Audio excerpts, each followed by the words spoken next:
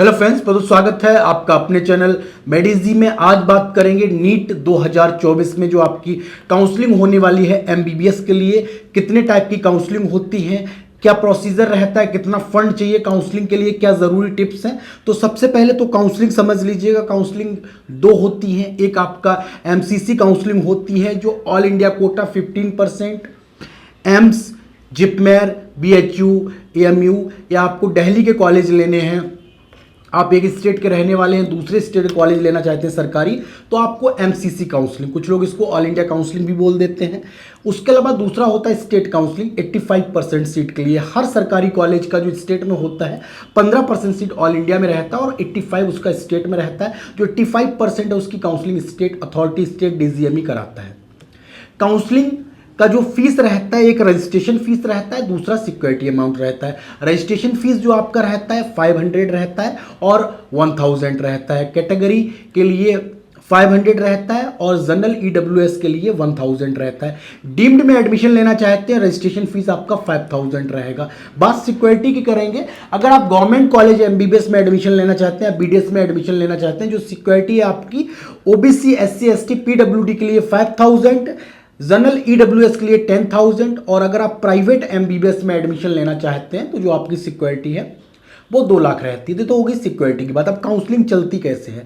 Counselling के rounds होते हैं, राउंड 1, राउंड 2, राउंड 3। पहले इसको मॉपअप बोलते थे और राउंड 4 या आप स्ट्रे राउंड बोल सकते हैं। अगर इसके बाद भी सीट बचेगी तो स्पेशल स्ट्रे भी हो जाएगा।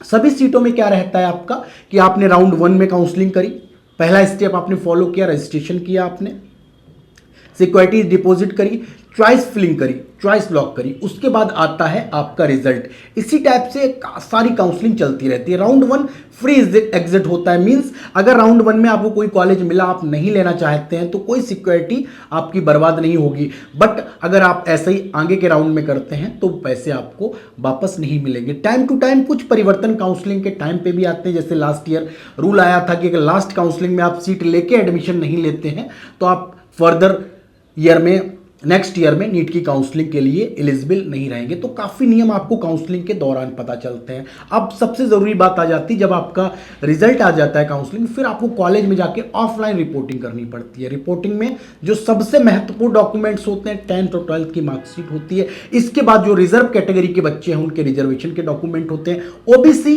को बहुत विशेष ध्यान रखना है कि आपका जो डॉक्यूमेंट है वो सेंट्रल स्टेट दोनों बनवा के रख लीजिए। ईडब्ल्यूएस के साथ भी वही है, ईडब्ल्यूएस और ओबीसी दोनों कैटेगरी के बच्चे 1 अप्रैल 2024 के बाद के जरूर डॉक्यूमेंट रखें। जितने भी आपके कास्ट सर्टिफिकेट या कोई भी डॉक्यूमेंट बने उसमें संबंधित अधिकारी के साइन सही से होने चाहिए, साफ साफ होने चाहिए, जिससे कि कोई आगे आपको प्रॉब्लम ना हो। तो फ्रेंड्स, ये थी कंप्लीट काउंसलिंग इंफॉर्मेशन। चैनल पे आपको हमेशा ऐसे ही इंफॉर्मेटिव वीडियो मिलते रहेंगे। आप चैनल को सब्सक्राइब कर सकते हैं। बेहतर नीट काउंसलिंग के लिए, काउंसलिंग में कोई भी प्रॉब्लम है दिए गए नंबर पर कॉल कर सकते हैं।